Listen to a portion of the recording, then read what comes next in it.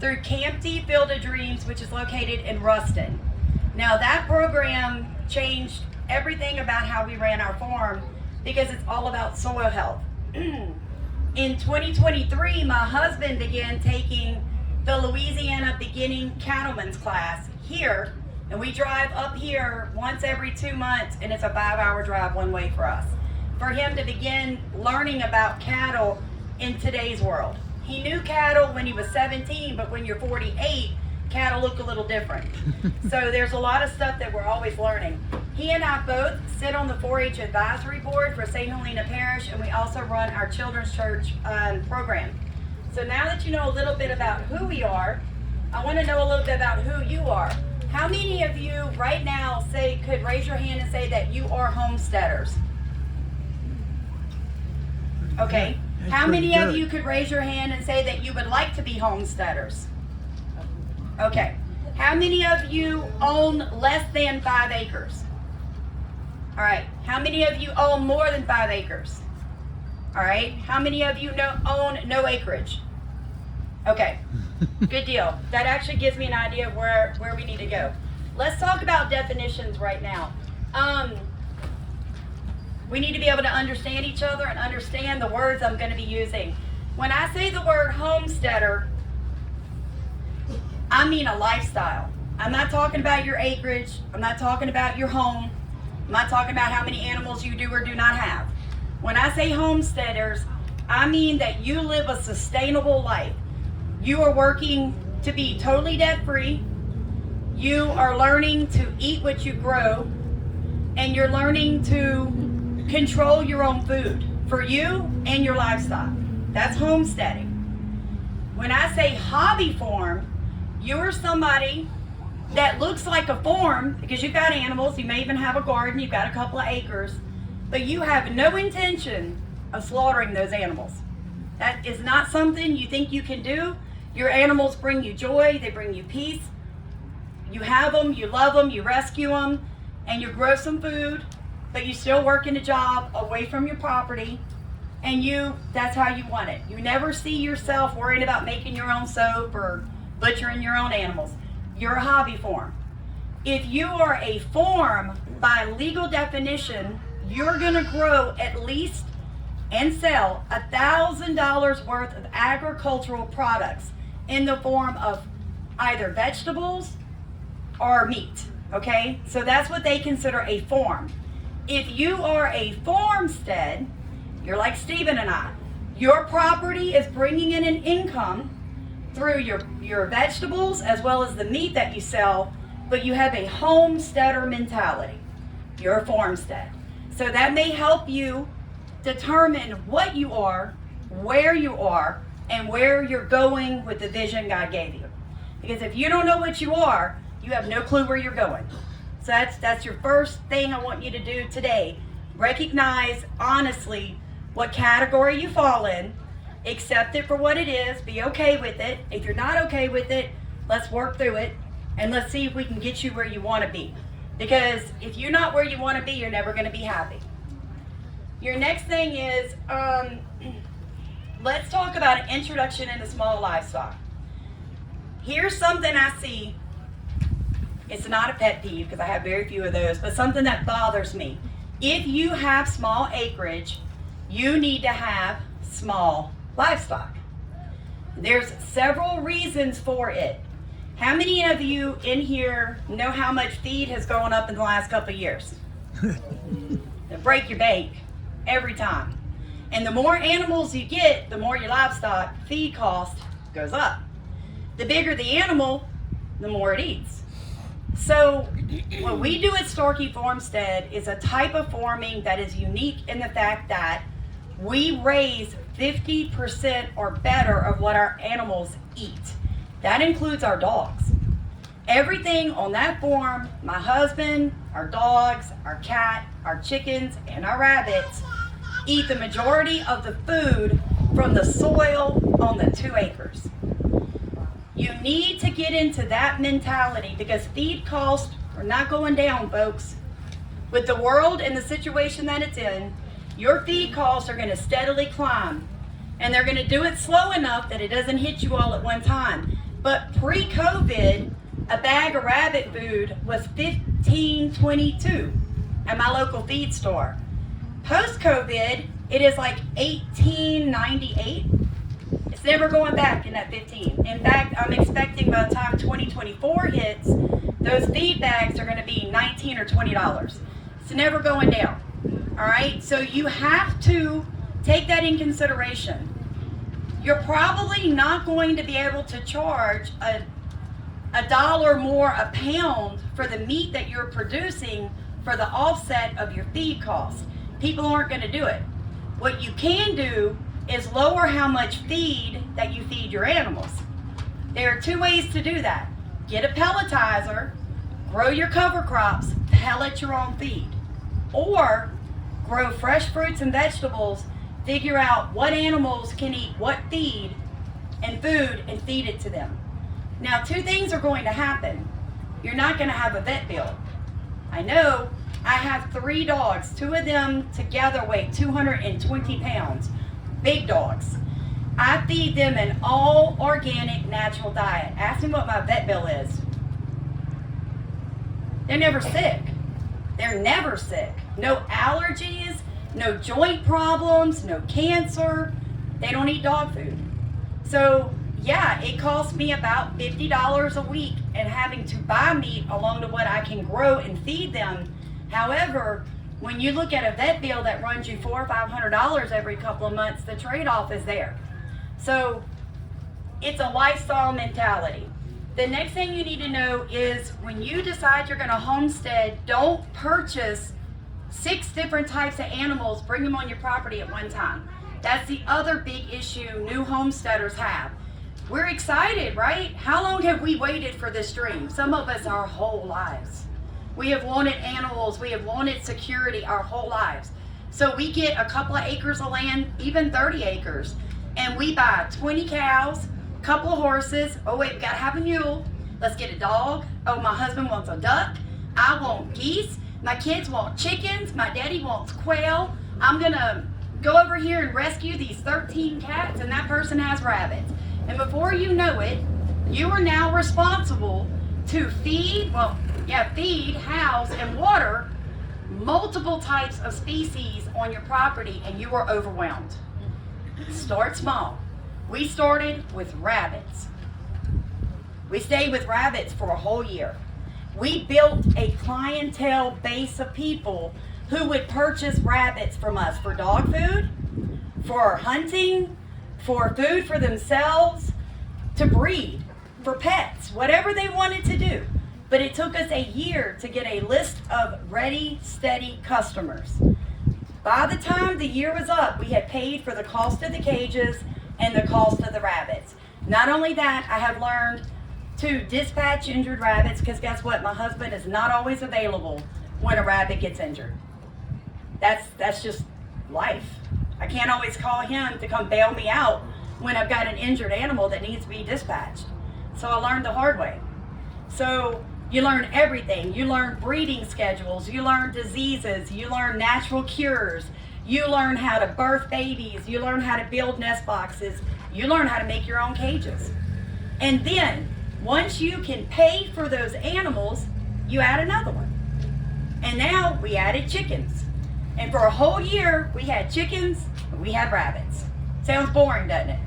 I know that's what y'all are thinking. I can't believe she homesteads with chickens and rabbits. Good Lord, who did they bring up here to talk to us? I'm telling you the truth, and I'm telling you how I stayed out of debt. I don't have credit cards. Thank God I don't have credit cards, because I am telling y'all right now, truth, 100%. I would have bailed myself out 10,000 times using that credit card. I really would have. I would have said, crap on this. I'm not staying up till midnight fixing this. I'll go buy a new one. And I would have ordered on Amazon, overnighted it, and I'd have owed somebody $1,000 for something that took me a couple of hours to do, and I didn't get as much sleep. Cut your credit cards up. That's my next best advice to you. Homesteading is a mindset. It is, I can do this with what I already have in my hands, and I don't need anybody to bail me out. It's calling your grandparents and your parents and your best friends at 2 a.m. crying because a dog broke into your rabbitry and killed all your rabbits. That's homesteading. It's learning how to use a gun is learning how to fix things. Honest to God, cut your credit cards up. So when you've gone a whole year with your new livestock and you can breed them, you can fix them, you can dispatch them, you can cook them, you can sell them, get you a new one. Then we moved on to quail and we did it again. And what I learned was I became an expert in every livestock on my property. There is nothing that happens to one of my chickens or my rabbits or my quail that I can't on the spot fix. But if you add 20 different types of animals on your property at one time, guys, you're gonna need a vet and you're gonna be buying cages, you're gonna be buying feed, because you're never gonna be enough time to absorb what it is about that animal for why you brought them there. Every animal on your property should have two purposes. And if you can't figure out two useful reasons for that livestock, get rid of them. Get rid of them. Sell them out, butcher them, whatever you're gonna do, and start over. Because my dogs are not just my pets. They're trained to be livestock guardians and home protection dogs, and they are good. They are good at it. So they have three uses. My cat is not there just for me to stroke it, it's also my born cat, and she is good at what she does. My rabbits are not only my fertilizer and my pest deterrents, but they are literally a meat source. So I have multiple income streams on all my animals. I sell rabbit urine, I sell rabbit manure, I sell rabbits, I sell rabbit meat, I sell rabbit cages. You see what I'm saying? But it took me a long time to build the knowledge to make the money to pay for what I wanted, okay? So don't overload yourself. One thing I will tell y'all before I move on about livestock, for God's sake, y'all, please hear me when I say this one. Don't allow anybody to give you an animal they don't want, all right? It's not gonna work out well, I promise. I have people call me, Sam, will you take this dog? Oh, it's a great dog. It's a great dog. But I don't need it anymore. No, I'm good. And another thing, if you get new animals, quarantine them. I don't care if it's a dog, a cat, a rabbit, a cow, a horse. Do not have the best animals on the block and then take an animal that looks nice on the outside, but you don't know what's on the inside, and go put it with the livestock that you would bleed for. Because that's the truth. My husband and I, if our rabbits are too hot, we are too hot with them, because we're out there trying to problem solve the issue. We're not sitting in an AC while our animals are dying of heat stroke. It don't roll like that where I'm from. So please don't take a bunch of rabbits that somebody it doesn't want, they're getting out of it.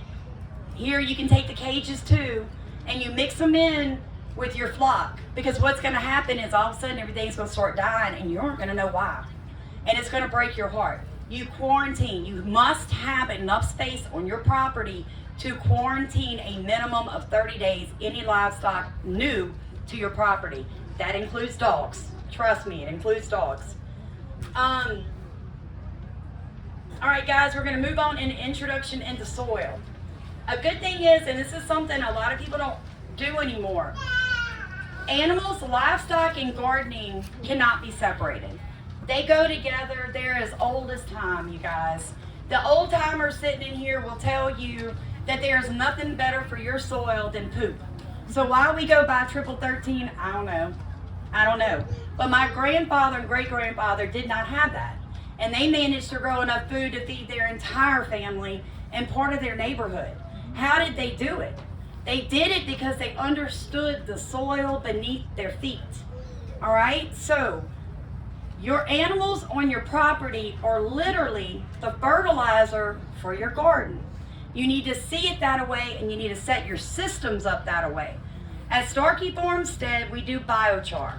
Not only do we do biochar, but we actually put manure and use coffee grounds in that biochar, so we make a product that is off the chain. I use it to amend my clay soil. Guess what? I'm gonna shock y'all. I don't till, and I grow on hard-packed Louisiana red clay, and I have the most beautiful garden you will ever see. It has never had a tiller in it. It has never had a triple 13, and I have never used a pesticide. And I cannot tell y'all how many people told me I was crazy, I was an idiot, and I would never pull it off. If God told you to do something, get up and go do it. Don't listen to anybody else tell you that you don't know what you're talking about. When I said I wasn't going to till, I didn't know it was going to lead me to where I am now. But I will never put a tiller in the soil after growing food the way I have grown it for the past 18 months. My soil is amazing. But when we started, and my husband and my father will tell you, it's God honest truth, you needed a pickaxe to plant a fig tree. You couldn't get a shovel in the soil. It was that hard. But you can go out there right now, and one of these babies walking around here could take a little plastic scooper and scoop a hole their body size out of my soil. And it only took 18 months. All right? So figure out how you're going to do it and then stick to it. There used to be a thing with the USDA back in the 60s where they had this get big or get out. Well, we're going to find over the next coming 20, 30 years, it's going to get small and stay in. That's what it's fixing to turn into. It's going to be all of you feeding everybody you know because they're fixing to go hungry. Food, the way it's done right now, is not a sustainable setup. We're not going to be able to continue to ship food from halfway around the world when we can grow it in our backyards. Lawns are ridiculous. I told my husband the other day, my goal is to not have to cut grass ever again in my entire life. I intend to put something edible in every green spot on my 2 acres. I don't want to cut grass. It's a waste of space. You guys, you want your kids to grow up healthy. Do you realize that autism was not even heard of when I was in high school? For you young ones, y'all may not know that. There was no autism. What is that? Nobody even really knows what it is. But I can tell you that the scientific studies from an educational standpoint, and I have a master's in education, one of my certifications is in children with disabilities. And I can tell you that before they started covering it up, it was coming from the chemicals being dumped on your children's food. Mothers right now that are pregnant, they have tested their amniotic fluid, and I can tell you they carry 36 pesticides inside of their wombs with their unborn child. That's where autism comes from. So if we want to save our children, our grandchildren, our great-grandchildren, we need to go back to gardening like the people that were before us that knew more than we did. And you can do it. I do it all the time. It's take a little bit more sweat. I call it sweat equity. And if I could sell my property for the sweat equity I had in it, you'd be looking at a millionaire. So ways that you can make money from your soil, all right? You can start a CSA. Let me tell you something. The best thing about a CSA is you set the rules. There's no set guideline to a CSA. That is called a community supported agriculture, okay?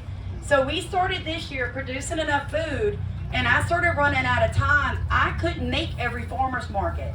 First off, I don't like to drive anywhere without my husband. I am old fashioned and I'm a wee bit spoiled. I don't drive to the store. I literally wait till he walks in from the door and he goes, "Did you go to the store?" And I go, "No, I've been waiting on you, baby." And we ride to the store together.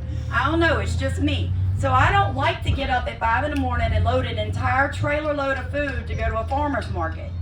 So I decided there had to be a better way to do it. I prayed about it and God said CSA. And I'm like, I don't even know what that is. So I did some research and I set one up. Now I live in the middle of nowhere, similar to where we're at. In the middle of nowhere. People drive 25 minutes one way to pick up a box of food from me, and they don't have a clue what they're fixing to get. It's whatever my garden produced. It's whatever my chickens laid, and it's whatever extra rabbits that we had time to butcher goes in that box. And they take it willingly because they trust me that there is nothing but more than organic going into it. And they're willing to drive 25 minutes one way and hand me $25 a week. Now they pay me at the beginning of the month for the whole month. And the greatest thing is that I get that money up front. So when that $400, $500, $600, $700, $800, depending on how many people are doing it that month, hits my hand, I can thank God my electric bill just got paid. So it's a great way to make a little money off your property. And guys, my garden is a 1/4 acre. That's not very big. Not when you're feeding your animals, yourself, and your neighbors. You wouldn't think I could grow the food I grow. You can grow it. You do, you can, you will. Next thing you can do is you can do the farmers markets. A lot of people make a ton of money off of it. It does take a little bit of time to build up your clientele. You are going to need some startup stuff. You're going to need tables. You're going to need containers. So if you got a little money to start it, a farmer's market can really bring in a good income. I know a couple of people that literally do 2 or 3 farmers markets a week, and they're making about $7,000 a month. And half of that is cash. So that's all I'm going to say about that. You do need to learn to grow your own livestock feed. You're going to need to learn to protect your soil. I guard my soil like I guard my animals. So I have trained a German Shepherd and a Dogo Argentina. If you've never seen those dogs, look them up. They're amazing. To guard my property. If you don't belong there, they're going to politely show you the way off.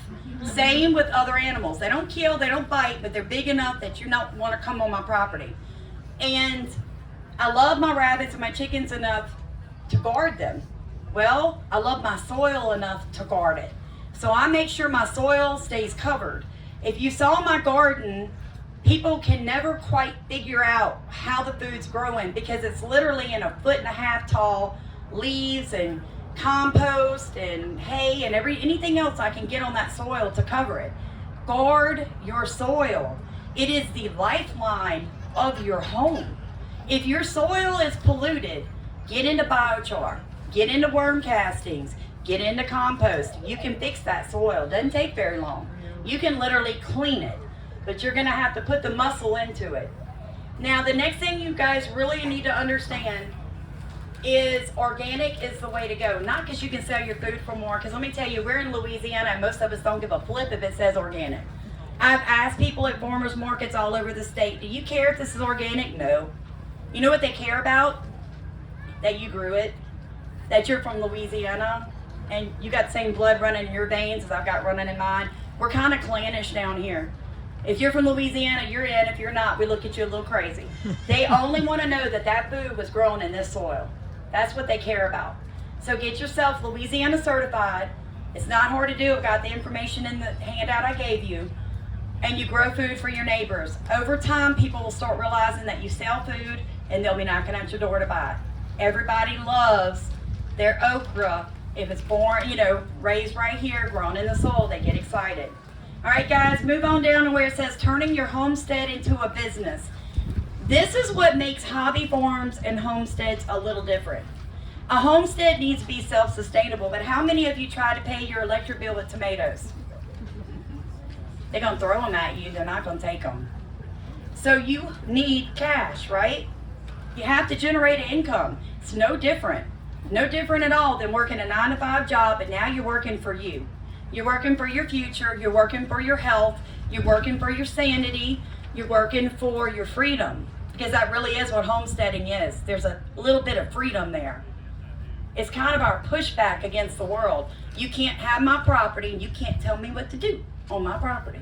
And that's how we feel in America. That's why homesteading runs deep in all of our systems. We all want to go back to it because we want freedom. So, turn it into a business. The first thing you need to do, guys, give yourself a name and a logo. That's my logo. Well, that's my logo. All right? It's on everything. My YouTube channel, my Facebook, my shirts. It's everywhere. My cards. Give yourself a name. Second thing, you need to set yourself up with the Louisiana Economic Development Center and file the proper paperwork. Number 3, set your business model up. Are you going to be a sole proprietorship, an LLC, a nonprofit? What are you? What do you want to be? Who are you going to be? Do the paperwork. Do it in an orderly fashion. Number 4, set up an EIN number. This is an employer identification number. I gave you the website. You can go to get that. Do you have to have it if you are an LLC? No. Or a sole proprietorship? No. If you're a nonprofit, you have to have it. But I'm going to tell you something. Funny thing, God told me to do it. I didn't even know what it was. So I signed my husband up because he's the owner of our business. So I signed him up for it, signed his name like I always do on everything. And he got an EIN number that he has no clue what it is, but I do. And I use it all the time. And they ask me for it, and golly Wally, it cuts out a whole lot of days when they need to verify who we are. Do your paperwork. It really helps, I'm telling you. Number 5, a DUNS number. If you're not going to apply for grants through the federal government, you may never need this. But let me tell you something. It's free. It's free. Takes you about an hour and a half to fill it out. You have my YouTube and stuff on top of the page. You can come get a card from our table. If you want to do a DUNS number and you get to a question you can't call me. Call me, I'll walk you through it. Takes an hour and a half. Get your DUNS number. Let me tell you why. I'm sitting at home. COVID is in full swing. Whole world is shut down. And I'm just starting to grow my business. And there was a grant that popped up through the state. I think this one was through the state. No, through the federal government that said if you lost money and you're in agriculture, we'll give it back to you. Well, I could prove I wouldn't have anybody come pick up fruits and vegetables. Funny thing, I had a DUNS number. Guess who applied for the grant? Guess who got it in the mail 6 weeks later? There will be times when you set yourself up correctly that it pays off. Even if you're never going to write a grant, ever in your entire life, go ahead and get your DUNS number. It's free. The Department of Defense is going to check you out. The IRS is going to vet you. A couple of other big companies federal groups are going to vet you. At the end, they're going to give you a number. Even if you never use it, it makes your company look good that you let them vet you. If you have nothing to hide, you have nothing to hide, right? So let them look. And that's what we did. And it has come to serve us many, many times in a positive way. Next thing you need to do. A lot of people on food stamps, folks. People that you probably would not realize are on food stamps. 2 years ago, my husband and I got food stamps. 2 years later, we're now a food stamp retailer, which means we don't have them, we take them. That's how our life changed in 24 months. Set yourself up to accept food stamps. I don't care if you got a tiny garden and you're going to sell to 3 people. Set yourself up to take food stamps. The world's not getting any cheaper. The economy is terrible. People are in terrible financial hardships. Even if it's just disaster food stamps. If you can take food stamps, you can take disaster food stamps. So in the middle of a hurricane, when there's nowhere people can go to get food, if you can take food stamps, they can pull up on your property, buy your stuff with that food stamp card. Don't leave anybody behind. If you're going to feed people, feed everybody.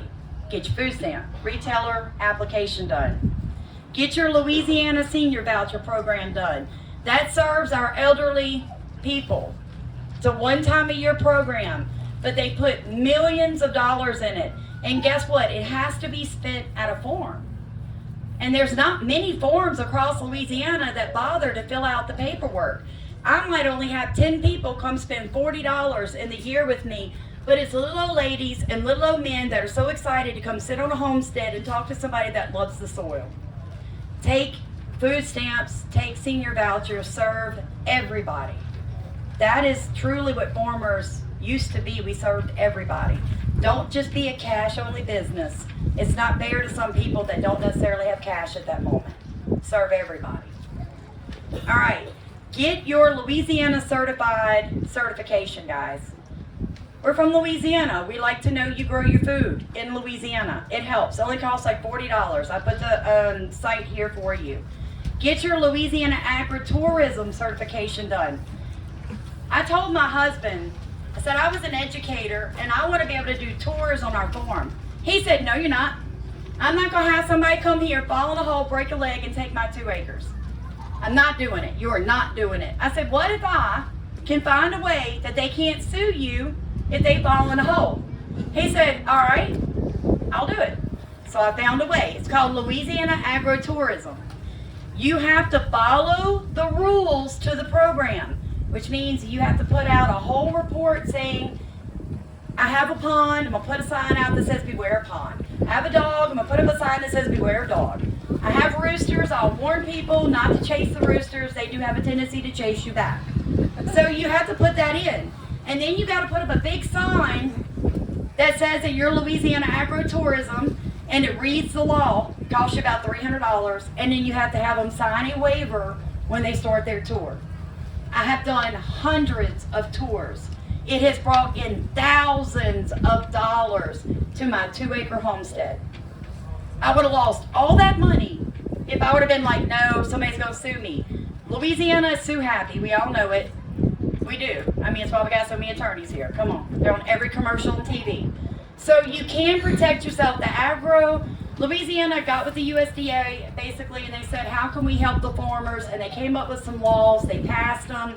You're protected. It's the same law. If you see that sign over there that says if you're participating in an agro-tourism, whatever, and somebody gets bit by the cow, you can't sue. That little sign over there, I got one just like it at my house. You come to my house and I tell you, beware of the hole. Please don't look at your phone while you're walking through my yard. And you're walking through my yard like this and you trip in a hole, you cannot sue me. You cannot. They'll throw it out. So you can protect yourself. Get Louisiana tourism certified, you guys. It's a big deal right now. All right, last thing we're gonna say about turning your homestead into a business. Reduce the inputs coming in on your property, increase the outputs, all right? Cut your credit cards up, cut them up. How do you go on vacation? Do you ever go on vacation? I do. I plan it very carefully. Okay. I really do. She just got back from Guam. Yeah, no, I got back from Maui. Maui, thank you. Yeah, so my husband and I decided we were going to jet out to go see our son graduate Bible school last July, not this year, last year. I paid my mom and dad to come to my house every single day, water the garden, feed the animals, run the dogs. And I was gone like 10 days. You can go on vacation. Let me explain something to you though. Do not get the 14-year-old down the road that's never held a rooster or fed a cow to come feed your animals and then get angry when you come back to dead animals. I'm being serious. We wanted to go on vacation. There were nobody on this earth I trust more than my mother and my father. Most of us feel that way. My dad was raised on one of the last sharecropping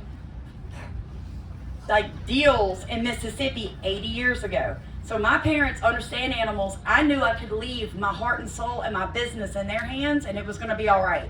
When I came this weekend, there's a young man that has his own chickens, built his own chicken coop, and has helped me 20 different days, me paying him on my farm. He literally slept in my house last night to take care of my animals. My phone was ringing at 10 o'clock because my German Shepherd was chasing a wild dog through the woods and he wouldn't come back. I mean, get people who are gonna come stay at your home and take care of your animals just like you would. And if you can't afford that, you don't go on vacation. And when we had COVID, my whole house got hit with it at one time. We were running 103, 104 degree temperature. Guess what we did? We got up, we fed and watered every animal twice a day. We picked vegetables running fever. But guess what we didn't do? We didn't end up in the hospital. So I mean, you know, sometimes you gotta push yourself through. The last little bit of information I'll tell you is write your vision down. Write it down. Figure out what you want to be, guys. Aim yourself. Let me ask you this. All of you came here today. The first thing you did was you set your alarm, you got up, you did what? You put the directions in your phone, right? And it told you how to get here. And then you followed the directions to get here. You just didn't get in your car and drive in circles to get here. Don't do that with your dream. Don't do that with your vision. That's what people do. We're like, I want a homestead, but they don't ever really put anything on paper. They never commit to anything. They never walk it out. They talk about it. Stop talking about it. Walk it out. My husband and I knew by the end of 2023 we would own a pelletizer and make our own feed. In March, I started growing cover crops that would be ready to be turned into pelleted feed by the end of 2023. I was walking that vision out. I knew we had a goal, so I began to prepare for it a year ahead of time. If you don't have goals, you can't take the proper steps to get there. If you don't have direction, you're going in circles. So you got to get it on paper. Look down where it says creating sustainable loop systems. This is what we are known for. Everything on my farm works to support another system. So it works like this. I have rabbits, they poo, they pee. I collect both of them, those go back in my garden. The food begins to grow. I take the food out of the garden. I then feed the rabbits. I feed the chickens. Inside of the chicken coop, any leftover materials from the garden go in the chicken coop, and my chickens make compost. I then use the compost to go back in the garden. I then use the compost and the rabbit manure to layer my red wiggler bins, and I make a high-end product called worm castings, which then go back into the garden. Anything falls on my property, like a tree or anything else, I cut it up, I throw it in my biochar pit, and I turn it into biochar, which then goes back into my garden. Everything. When people tour my property, the number one thing I get told is, I have never seen synergy like this. When you walk the property, everything works to support another system. It's a beautiful, beautiful circular flow. And every year, what happens is my animals get a little healthier, my food gets a little more nutritional dense, and my output costs go down a little bit more. By the end of 2023, my goal is to pay $0 to raise 100 livestock, 3 large dogs, run 2 acres, and grow a quarter-acre market garden, and my input costs will be 0. Because the last thing I have to take out of what costs me money every year is feed. Once my feed costs are gone, I'm gonna raise everything on my property, and I will be a true homesteader through and through and through. I will be totally profit, no overhead, no debt. And we did that in 3 years, and you can do it too. But I did it, this right here, this is my plan. This is what I did. These are the steps that I took. So I didn't just write you something down that I thought you guys would want to hear. I wrote you down a way that actually works. But you have to work it. You have to say, this year we're not taking vacation. This year we're not taking vacation. I have a door that doesn't match the rest of my truck. Why? Because I found the door used, and I haven't had the money to get it painted yet. I haven't had time. So I drive around with 3 doors that match and one that doesn't. But guess what? It's paid for.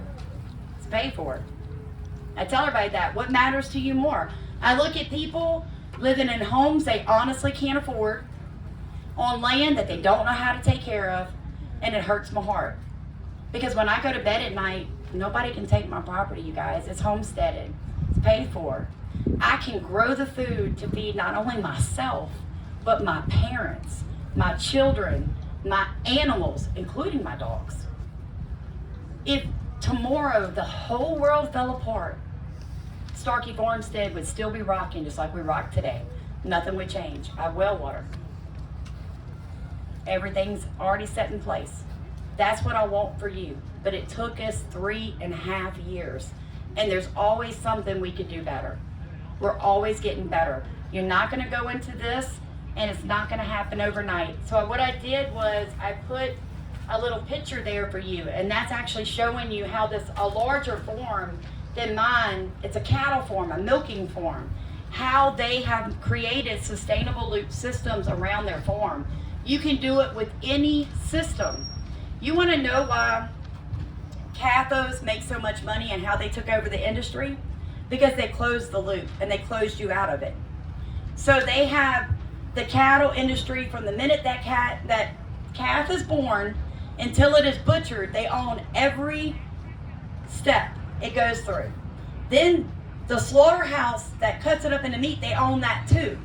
Then the packaging company that packages it, they own that too. Then the people that move the meat, guess what? They own that too.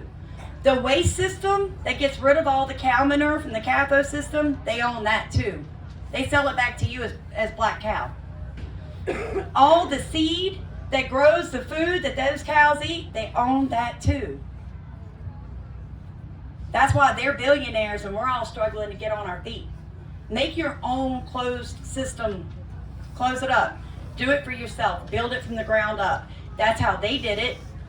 And you can do it too. And you can start with nothing. I started with 2 acres and no knowledge. That's what I started with.